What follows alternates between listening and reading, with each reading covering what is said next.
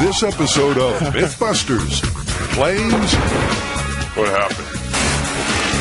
Trains. Oh, it's perfect. And propeller-mobiles. Come on, baby. It's chalks away as Adam and Jamie tackle the mystery of the shredded plane. I'm so excited, man. And creating fire without matches. Cavemen could do it, but can these guys? So all is lost. Who are the Mythbusters? Adam Savage. Ants are all over my head, man. Jamie Heineman. Gets me all worked up just looking at it. Tori Balaci. Whoa. Carrie Byron. That was crazy! And Grant Imahara. Go get him, boy. Between them, over 50 years of special effects experience. Go. They don't just tell the myths. They put them to the test.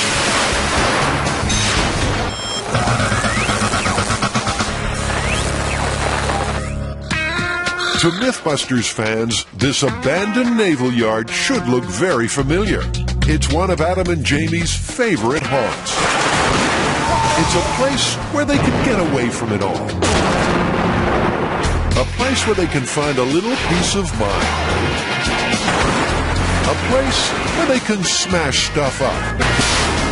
Well, they're back, and that can only mean one thing. Some large-scale destruction is just around the corner.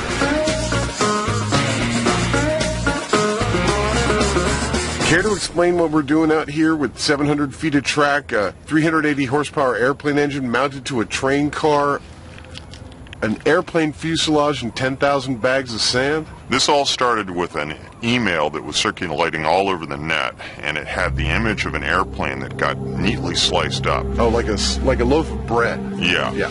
And didn't look appropriate to the explanations that were given. What was the explanation? Well, there were a couple of them, actually, and the first one was that a disgruntled ex-wife went after the plane with a chainsaw. Okay, I see some very reasonable destruction in our future. So, first up, the ex-wife explanation. Adam's on the prowl for a plane to shred. I need some more aircraft parts. Okay, well, you're in the right place. All right, you got some fuselages I might be able to walk away with? Sure. Kenny Faith runs Faith Aircraft in Sacramento. His birds have all had their wings clipped. What I need is a couple of fuselages, at least 2, hopefully 3. Adam scours the lot looking for suitable candidates. Wow, this looks absolutely exactly like the one I'm seeing in the picture here. I mean, it's really close. That's fantastic. He finds 3 planes that fit the bill. And this is the last one. Nowadays, it takes a forklift to get these babies off the ground. There you go. Oh, yeah. Even decrepit craft don't come cheap. So Kenny and Adam do a deal. Kenny will slice the price if Adam agrees to slice each plane in half and take just the tail end.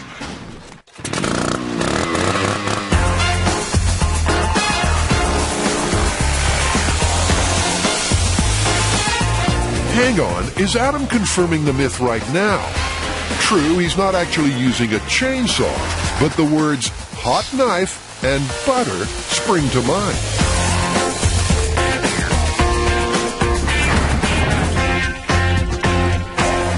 Way down!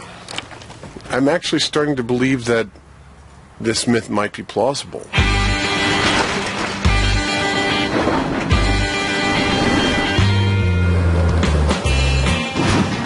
Whoa! What?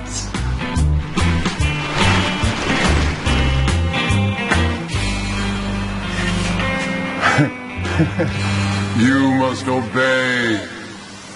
You know, Jamie could wear this on Halloween and he could really go out as the Bullet. Okay, let's recap the myth. Right, Jamie. For this scene, your motivation is your jilted lover. He doesn't care about you anymore. He's found a younger thing. And they want to wreck his pride and joy with neat vertical slices. What? No elaborate setup? No scale tests? No blueprint plans? This could be the quickest myth bust on record. If Jamie can start the chainsaw.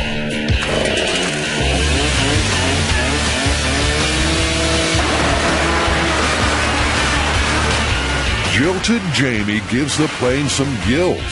The cuts are like notches on the belt of a cheating lover. At first glance, it looks like the myth could be confirmed.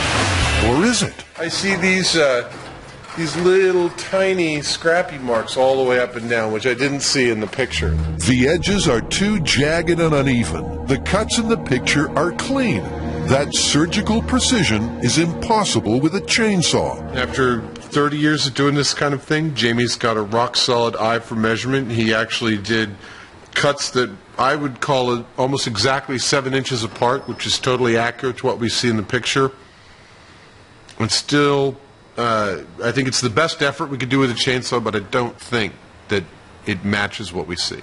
I don't get why somebody would make this neat little pattern on the side of an airplane if they were really pissed off. Maybe cut the plane in half, maybe cut the tail off, a few other things I could think of, but this pattern, what's that about? It doesn't make any sense. That's supposed to keep you up in the air. Okay, so assuming the photo is real, and assuming a chainsaw-wielding woman wasn't responsible, how did it happen?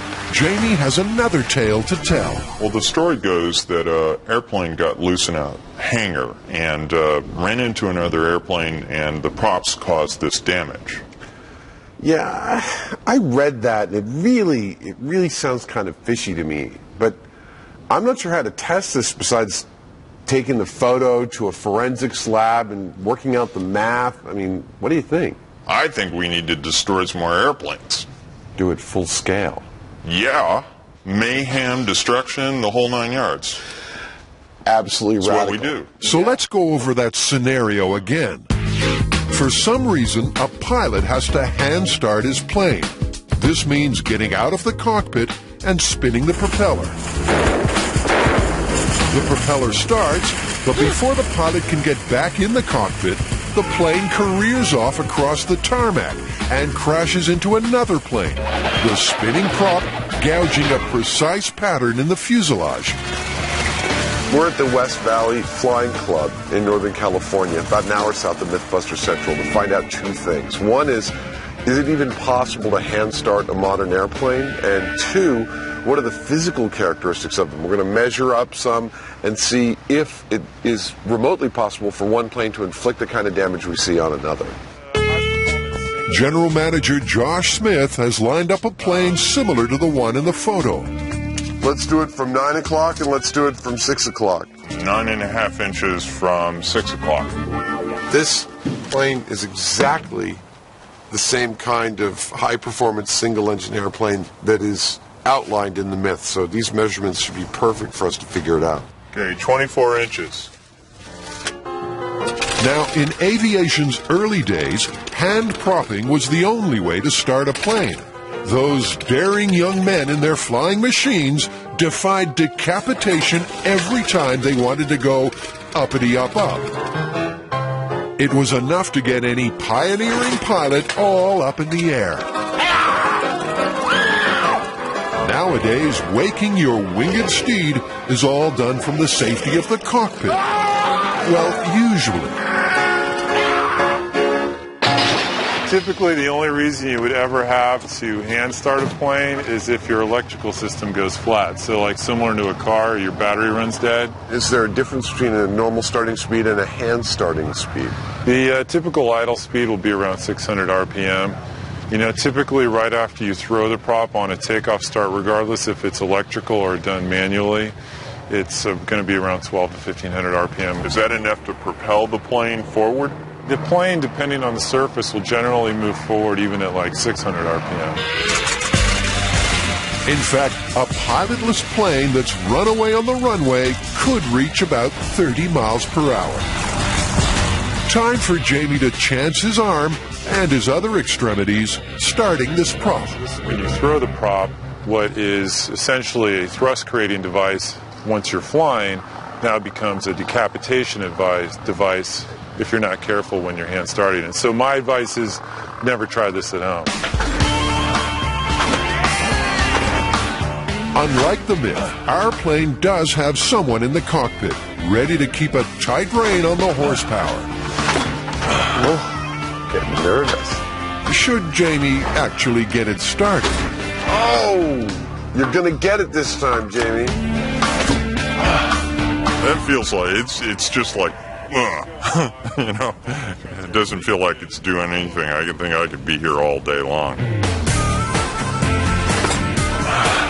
Once again, nothing ever goes the way we originally thought it would go. Okay, now what? We're moving to a smaller plane, this one right here behind me. This time, Adam tries to start a revolution. Oh, that was so close!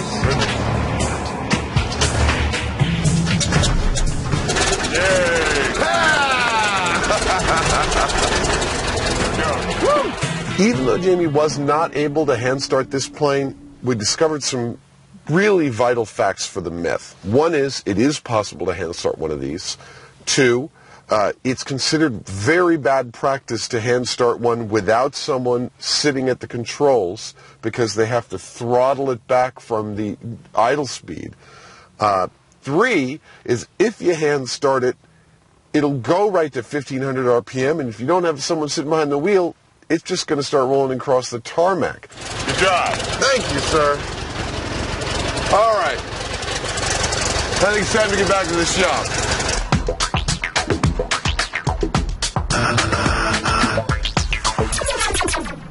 It's the classic castaway scenario. A plane wreck survivor, in this case Tom Hanks, is washed up on a desert island, and he's got his Zippo wet. To survive, Tom needs fire, which, he discovers, is about as easy as getting blood from a stone. Now, Tori, Grant, and Carrie are going to be stranded on their own desert island. I think we're all going to die. Their quest? Fire without matches. So, Jamie, with all your years of being an outdoor survivalist, have you ever had to start a fire without matches? Yeah. Would you like to go into that? Well, I've done the typical thing with the sticks, you know, the string and the bow, and you rotate it so you build up a coal. It's pretty tricky, but I've done it.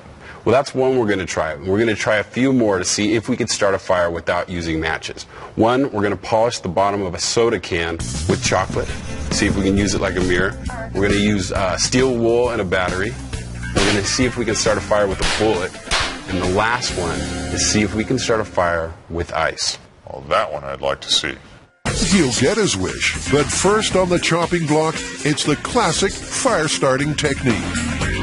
So, can our bright sparks pit their wits and light their fire? Obviously, you can't just take any two pieces of wood and start rubbing them together and get fire, so... I thought that was the idea. Well, there's going to be a little bit of preparation. Gasoline, gunpowder. Unfortunately, like Tom Hanks in Castaway, they've got nothing but wood, elbow grease, and a dim and distant memory of their cave-dwelling ancestry. Ready to give it a try? I gave it a shot, but this one, you're being very optimistic with this one. Okay. Carrie's normal enthusiasm has already been extinguished. It is just as much fun as it looks. You know, if you don't get this lit, we're going to vote you off the island. Any scouts watching might want to look away. This ain't pretty. Oh, shnikey. Seems like he's off the island, too. I'm getting smoke, but I'm not getting any embers. Oh, my arms are so tired. I think we're all going to die. With things looking grim for our castaways, they decide to boost their chances with some primitive technology. This is definitely it. Hey, I got the bow working. Yeah?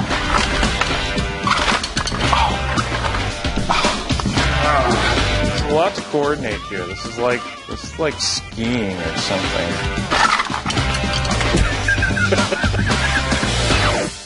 Grant slips into hysteria. The first stages of desert island madness. Desperate measures are called for.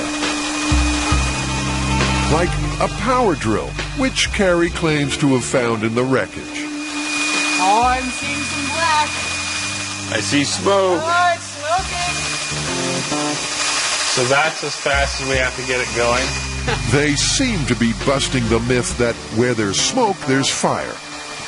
She's getting black wood, she's getting smoke, and we're still not getting an ember.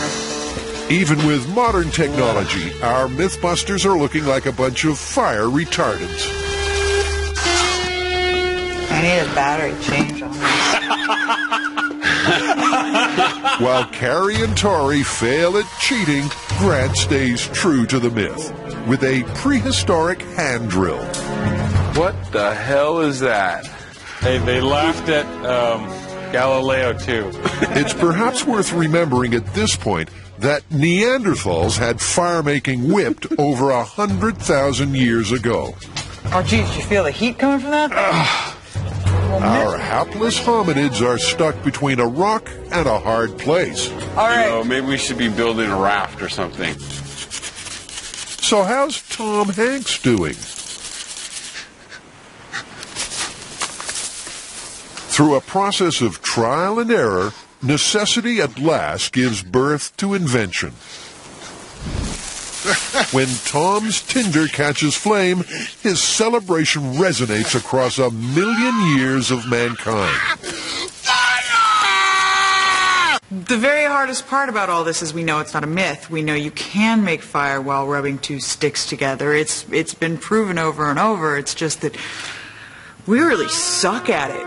And because they suck at it, they keep cheating. Look under F for fire. Or how about G for gunpowder? Would you call using gunpowder cheating?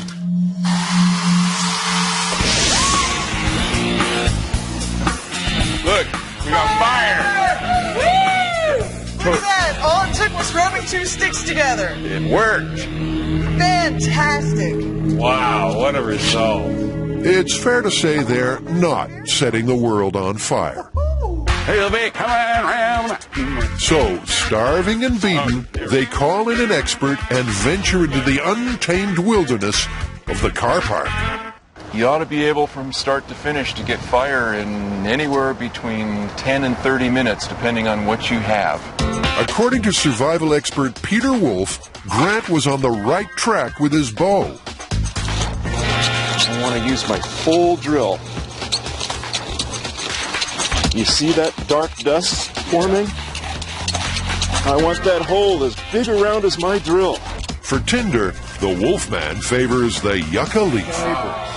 Now I'm going to use a nice large bundle here, as you don't want to catch your fibers while you're right in the middle of making a nice coal.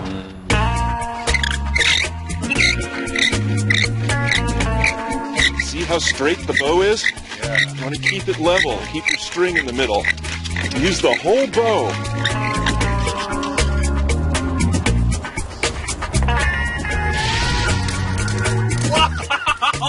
What the heck? Dude, nice job.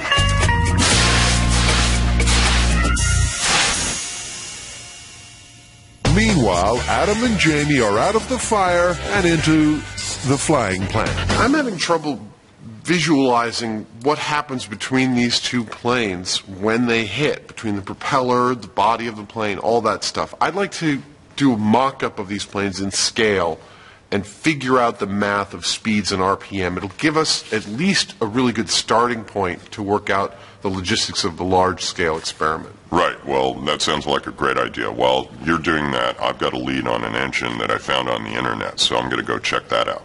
Okay. Step 1. Adam digs out some diagrams, which he'll blow up to 1/12 scale. 1/12 scale means that 1 inch will equal 1 foot. This will allow me to measure out and match to the photo the amount of slices and their distance apart, and then calculate from that the exact speed that the runaway plane must have been traveling at. This calculation is crucial. Adam's math can't have the plane moving any faster than 30 miles per hour, the top ground speed of a runaway plane. Perfect. Jamie, meanwhile, is shopping for an aircraft engine. Can you tell me what the idle speed on that engine is? And before you know it, a 380 horsepower six-cylinder engine is touching down, direct from an aviation school in Ohio. All right, so here's how the myth is supposed to have worked. Our little pilot man, he climbs out of his plane, he walks over. Oh, I think I better hand start this plane. The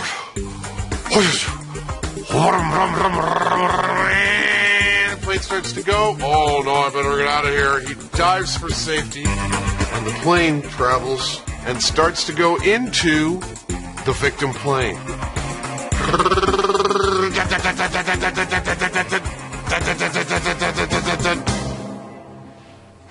This myth is looking really, at least physically possible at this point. I was wondering how the wing of this plane would get past the tail of this plane. But I've got everything at its correct elevations here, and from everything that this tells me, the runaway plane clears relatively, the wing clears relatively underneath the back of the shredded plane. And right there, this myth is starting to seem like it might be possible. Now I think it's time to do some math. The key to determining the speed of the plane lies in working out the distance between the slices. Adam works out that the plane in the picture is punctured every 7 inches. Perfect. My marks here are matching up to the photo in terms of their spacing on the body of the plane. If the prop's spinning at 1,500 RPM, how fast does the plane have to be going in order to make slices 7 inches apart? It would make 4,500 slices per minute. So 4,500 times 7 inches is 31,500 inches. Multiply that, divide that by 12, I get 2,625 feet per minute. Multiply that by 60 for the hours, I get 157,500 feet per hour. Divide it by 5,280, the number of feet in a mile, and I get 29.8 miles per hour. A totally reasonable speed for this plane to be traveling at. I can't wait to tell Jamie. He's going to say, Well, that's what I was hoping to hear. That's what I wanted to hear. Because if it was 600 miles per hour, there's a problem. or 2 miles an hour. Yeah. So far, the pieces are falling into place. We know a plane can be hand-started. And thanks to Adam's scale cutouts, we know the math stacks up. The next question is whether the prop itself is capable of making those neat little slices. Yeah, exactly. Everything else is lined up, but that's the one remaining bit.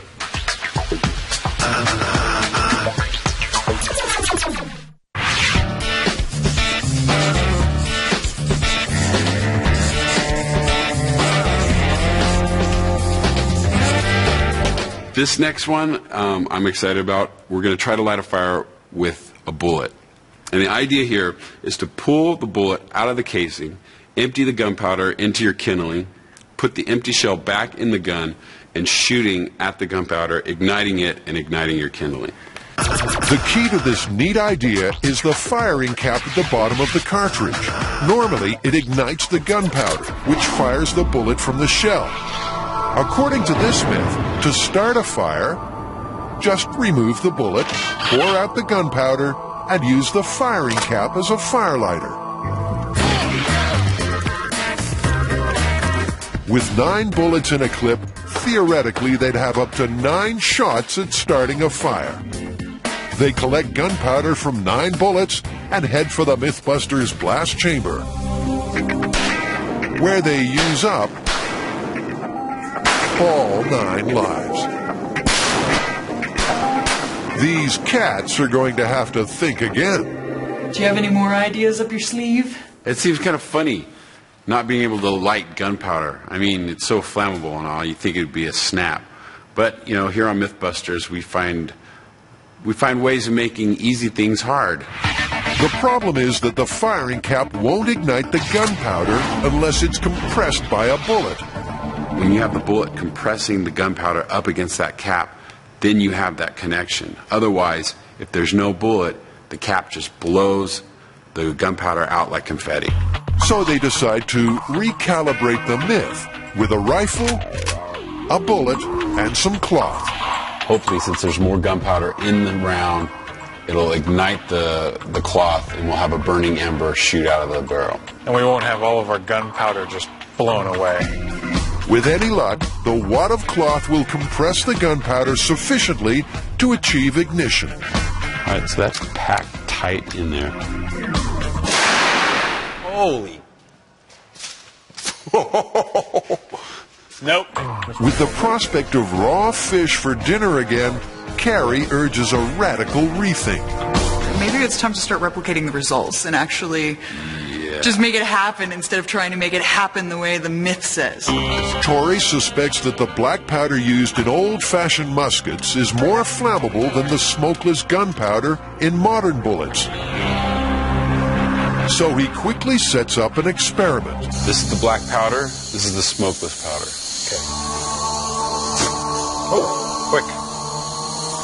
Slow. So that's why I think it benefits us to go with the black powder.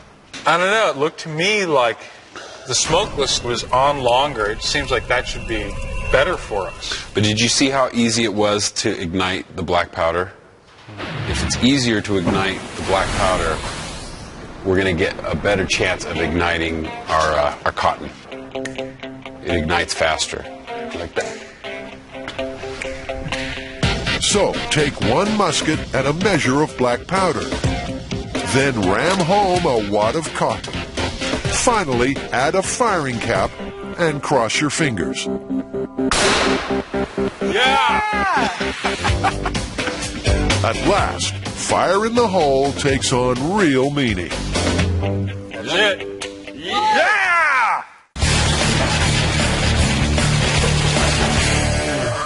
Meanwhile, another Mythbuster is feeling a little under the gun. Seems a few gremlins have set up shop in the engine. And while Jamie might be a propeller head, he's no aircraft mechanic. The default is supposed to be out. That way. Yeah. Luckily, this guy is. His name is Earl Hibbler, and his colleague is propeller specialist Brian Sullivan. They've agreed to help Adam and Jamie make this myth take wing. But it won't be easy. You know, when you get an engine from an A&P school, you have students that take it apart, put it together, take it apart, put it together, take it apart, put it together, and not necessarily right. We've detected a few problems, bad magnetos, which give the spark plugs their spark. We also are missing a fuel pump, but Brian and Earl seem to think that we can solve those problems by the end of the day. They said they have no idea what the word no means, and they're going to get this thing running. While Earl and Brian get down to business, Adam and Jamie use the time to do a little research. You know, propeller damage is not nearly as rare as I originally thought when we started this whole myth. In fact, in 2001 in New York, two planes collided on the runway and had prop damage. Well, actually, in 2005 in Chino, California, the same type of accident happened. And then in 1986 in Santa Paula, California, two planes collided at 150 feet in the air and had prop damage. You know, prop damage isn't limited only to planes. In 1983 in Quincy, Washington, a car on the ground was contacted by a plane, and the 3 passengers were actually injured. And then finally in Concord, California in 2004, an airplane landed on a freeway and sliced up a minivan, nearly amputating the leg of an 11-year-old girl. Meanwhile, back in the grease pit, This engine's fixing to become very dangerous. Are y'all ready? Excellent. You ready? Yeah, I'm getting there. Y'all ready? Yeah. Clear.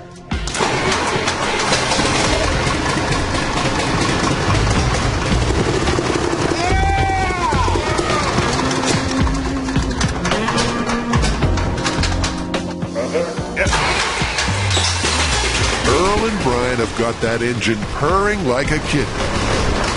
An asthmatic kitten who's just run the New York Marathon.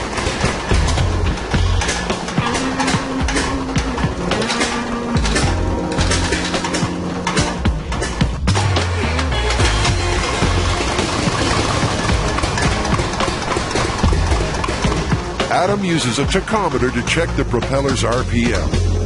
Well, that easily made it to 1,500. We actually got up to 2,000 RPM there. But while the engine starts okay, it just won't keep going. Earl's diagnosis? Dirty fuel injector servos. I bet servo. Think we're just pouring fuel on it or no fuel? No. Yeah, I think it's just pouring fuel. I don't know whether we have to climb all the way inside of it and try and clean it out, or whether we ought to delay the shoot, but we're definitely running out of time. And this beautiful engine's proving really problematic.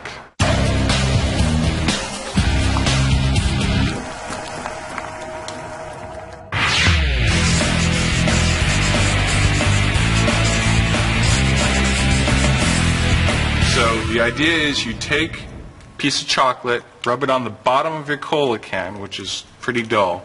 Chocolate acts like An abrasive. a mild abrasive. Okay. And after time... So we're going to try to polish this up to a mirror finish. Right. It's a cunning use of the concave shape at the bottom of a soda can. According to the myth, it can focus the sun's rays into a single point, creating enough heat to start a fire. Go.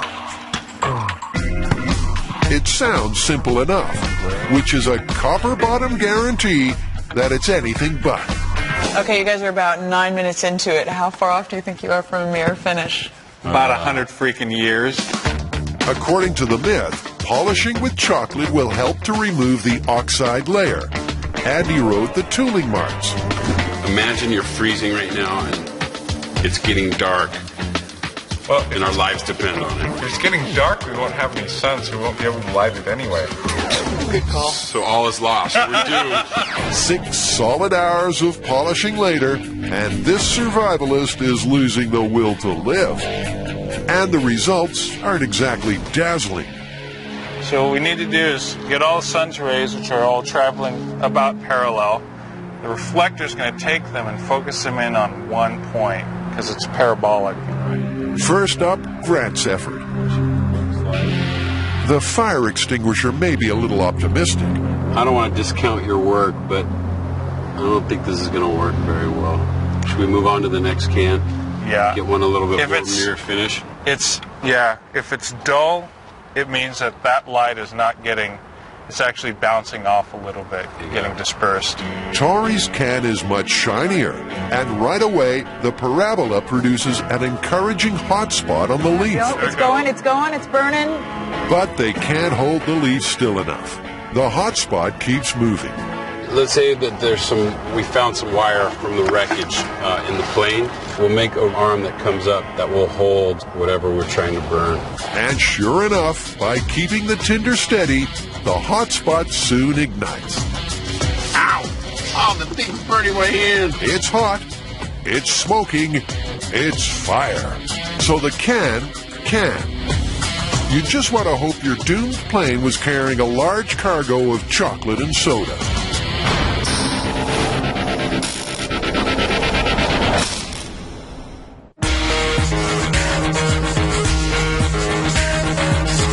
Here's the trick I'm sure you've all been waiting for. This is, how do you start a fire with a flashlight? The next myth is a big favorite with survival expert Ron Hood.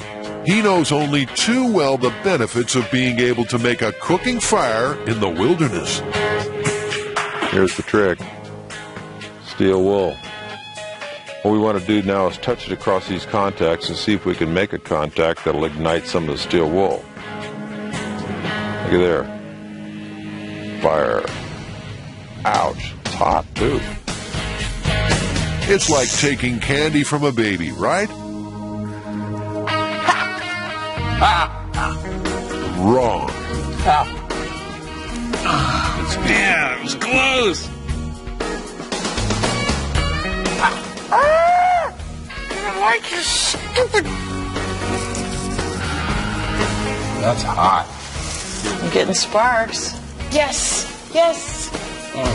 Oh, no, no, no, no. Eventually, as starvation begins to set in, they get their precious ember. There's smoke. There's definitely smoke.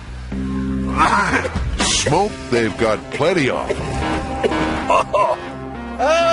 There's no shortage of smoke. And on the edge of asphyxiation, they get fire. Hey, proof of concept, yay! Cool. We did it. Fire. We better put this out before Jamie sees it. Don't worry, guys. Jamie's a little preoccupied right now.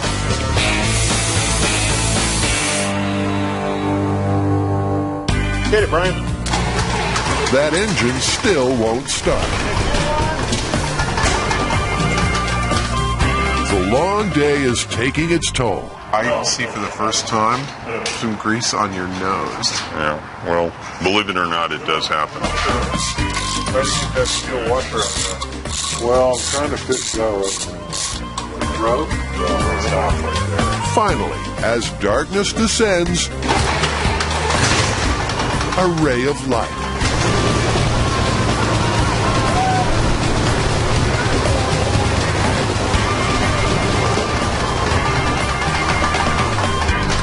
Wow! It will run good enough to do what they want to do. Woo! Right, they've got a working engine and a lethally spinning propeller. Now, how are they going to turn half a plane into a realistic target aircraft? We're going to do that by making a frame out of tube steel. Lots of cutting and welding a little bits will make it so that we can bolt tail end after tail end onto this framework, as well as we'll make this so that we can put appropriate weight on it to simulate what the real target plane would be like. Soon the guys, looking like a couple of cut-price superheroes, are cutting and welding up a storm.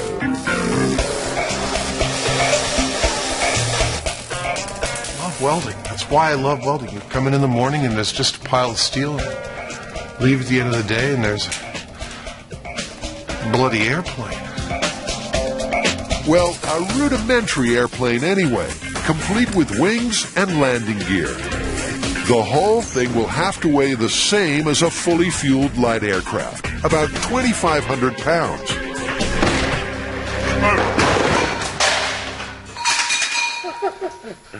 What happened? We need to add... What happened is we need to add some weight up here. Well, it held. At the moment, the whole thing weighs just 500 pounds. But after a successful raid on a few local gyms, they find another 2,000 pounds. The hope is that when the actual experiment occurs, this target plane will react the same way a real plane would. In other words, a real plane wouldn't be just anchored to the ground. It wouldn't be super light. It's going to react to this attacking plane. We've got a working engine. We've got the fuselage we need. Now we just have to work out how to crash these things into each other without killing ourselves. Yeah, well, to replicate the actual physics of the real event, we need to make these two devices weigh the same as the planes they represent. And they've got to travel at like 30 miles an hour. What if we did it on train tracks? That sounds like a good idea. I think there are some railway areas around here that we could use. And we just need some kind of railway car platform to put them on. You got it. So, here's the plan. The engine will be mounted on a railway car. With the engine roaring and the prop spinning at 1,500 RPM, our runaway plane will taxi along the track straight into the target rig. Here at the Railway Museum, they have what they call service carts, which might be perfect for our needs. A four-wheeled cart that rides on train tracks that we can bolt our engine structure to and be safely in the distance, and yet we know it's going to hit its target perfectly. Adam soon finds his shred sled. Oh, it's perfect. This is perfect. It's perfect, apparently. I don't want to motorize this thing. I want it to take off just because the propeller's spinning, just like a real plane would. Thing is, the rig will need rails to run on and sufficient room to build up speed, say about 1,000 feet. But where on earth is Adam going to find that much railway track just lying around? This looks like the perfect stuff. Once again, it's off to that myth-busting mecca, the abandoned naval facility, where there's a tangle of rail line. Things I really like about it are it's nice and remote. It's not near any other buildings or anything. We can all be way back there when this happens. It's a nice straight shot, which we haven't seen here before. 1,000 feet of straight track.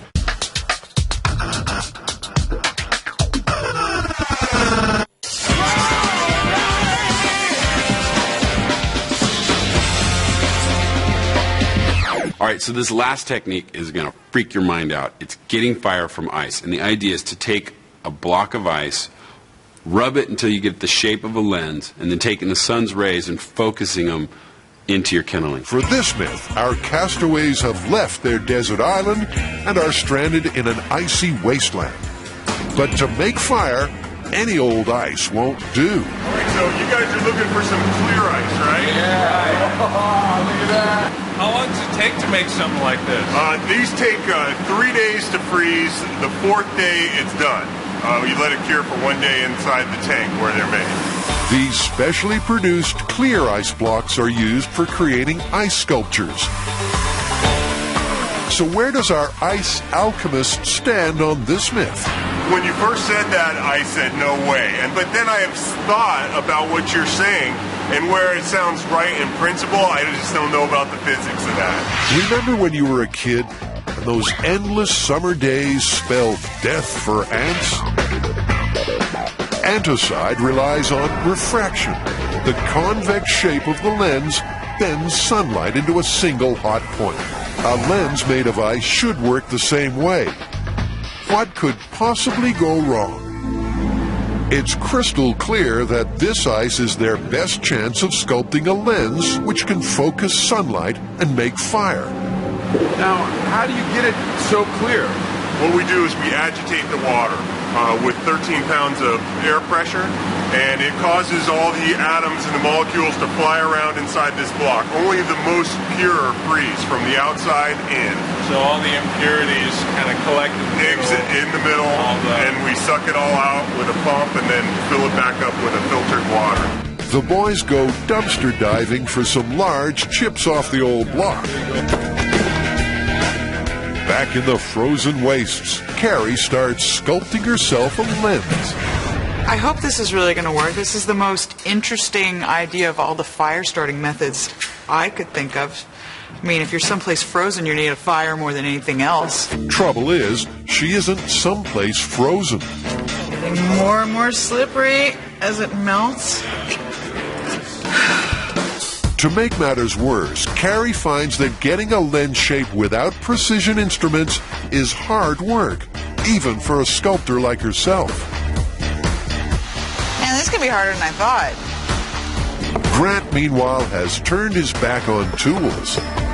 Since we don't have a machine shop out here in the wilderness, I'm starting off by making a round shape with the rock. Oh, jeez, it's cold. Actually, it seems to work pretty good, and you can see magnification. And I think that is what is going to help us focus the sun's rays. I think I'm almost ready to try it. Outside, it's hot, bright, and melty. Quick, before we lose our lens. I'm getting a pretty good pinpoint of light here. A skin test shows that the hot spot is, well, hot. See how long I can stay here? Ah! Fire from ice may not be as crazy as it sounds. It got smoke. Smoke? It's a glimmer of hope for our frozen castaways. But the sun's heat is a double-edged sword. As the lenses melt, the hot spots dissipate. My lens is getting smaller and smaller. Looks like it's back to the drawing board. One idea we had was making a mold of a pre-existing lens. So I have this magnifying glass. What I'm going to do is build a box around it, fill it with silicone, make a silicone mold, cut it out, fill it with water, freeze it, and then we'll have a ready-made lens. Tori's hoping a perfect lens will provide the requisite spark before the ice melts. Meanwhile, Carrie's going global. I'm working with the idea that a perfect sphere is going to focus the light into a tiny little spot. So, I think this is pretty good. For doing it by hand, I'm not going to get it too much more perfect. Tori and Grant will try and replicate the special method of freezing they picked up at San Francisco Ice. And then if we just keep agitating this as it freezes, hopefully we'll get a clear lens. Industrial ice makers use pressurized air to agitate the water, which is filtered during freezing. Grant and Tori make do with a household freezer, an electric massager, and some crossed fingers. Check it out, though. Look at the water. That's good. That's more like what we saw at the place. Yeah. The following morning sees our Arctic castaways out in the California sun for one final shot at conjuring fire from ice. Come on! Carrie's crystal ball has the advantage of size, shrinking the melt factor. The boys' precision lens is anything but. It's not very clear. In fact, it's pretty far from clear. We've got a light blocking device. Then Carrie comes to the rescue. Smoking! I'm smoking! What? I'm smoking! Oh! That's gonna do it. Nice work, Carrie Byron. Matches? Who needs them?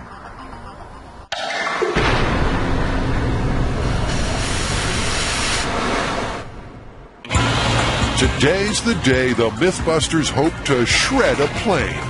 They've got 1,000 feet of track, an aircraft engine welded to a railway cart, and a target plane just waiting to feel the kiss of the propeller blades. It's shaping up to be one of their most spectacular and dangerous experiments.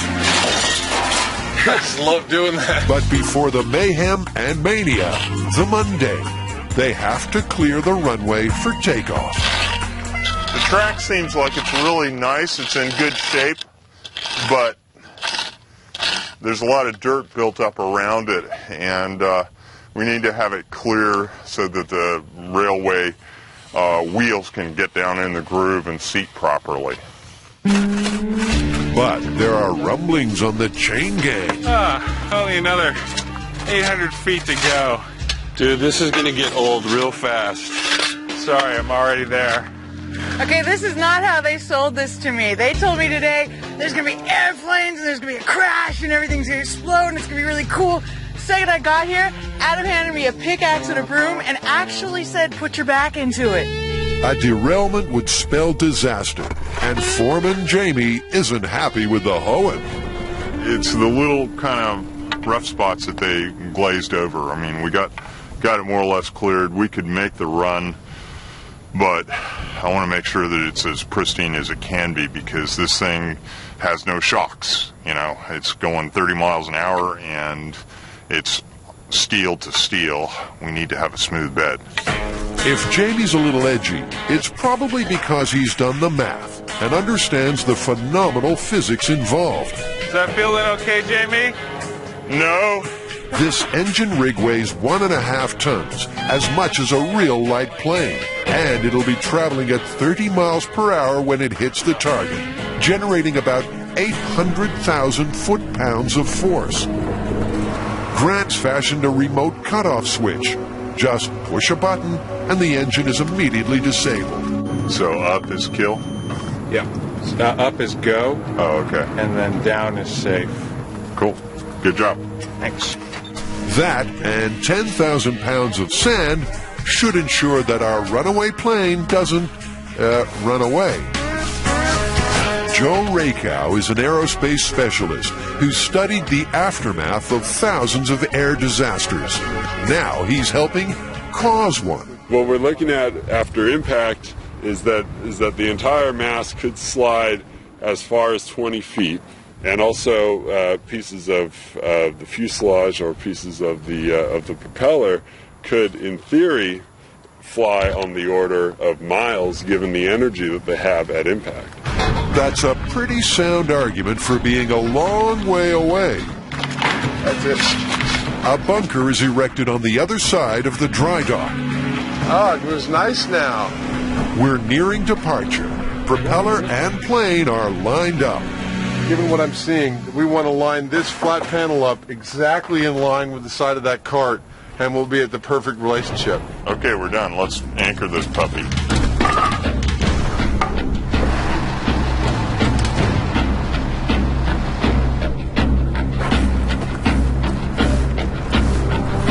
Time for a pilot run. We want to make sure all these systems work before doing the final test, because we only have one shot at this. That means everything has to be going as good as we can make it go so that that test is as accurate as possible. For the rehearsal, they're going to keep the engine on a long leash, just in case.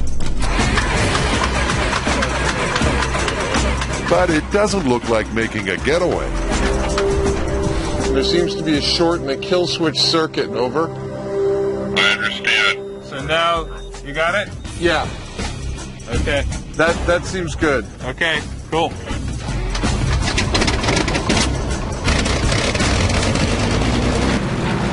The engine starts taxiing, reaching a dizzying 9 miles per hour. Hope it has more grunt than that, or this flight will be canceled. Needs more power. Yeah, I think it does. Remember, they're aiming for around 30 miles per hour. Do you want Grant to kill the engine? Yeah, go ahead and kill the engine. Let's see if it does it. Copy, killing the engine. Work. Hey! That worked beautifully.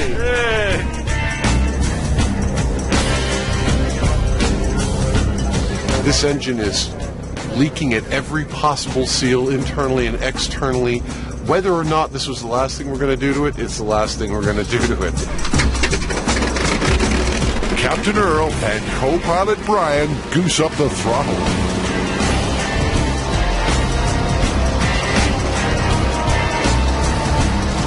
This time, a runaway success.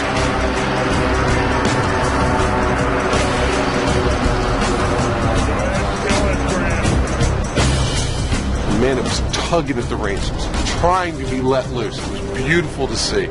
I have no doubt that once we release this thing, it's going to be like a freight train, very much like a freight train, and that it's going to work. It's crunch time. Literally.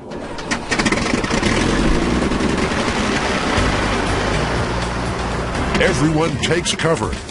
That is a monster of an engine. Ladies and gentlemen, welcome aboard Mythbusters Flight 101 to Shred City. Oh my God! Please fasten your seatbelts and prepare for takeoff. Come on, baby! Come on! Stay there! Keep going! Come on! True.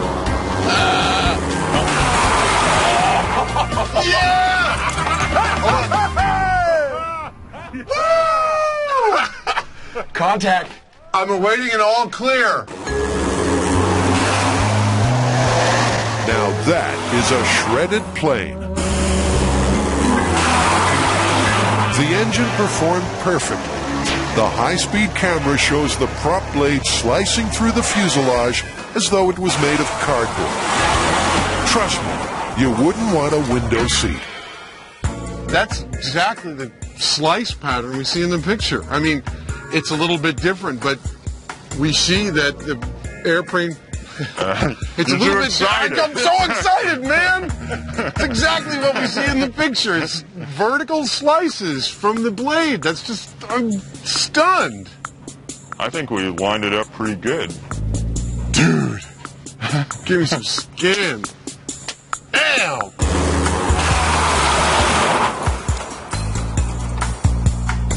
So what's the verdict? Well, this one I call plausible. I mean, in fact, both versions of the story that we tested, we were able to replicate slices on our target plane that really closely matched what we saw in the photograph. Yeah, and since we did the experiment, our researchers have authenticated that photograph. It was a case of prop damage, and it occurred on an airfield in Australia. Well, then that would be myth confirmed. Myth confirmed.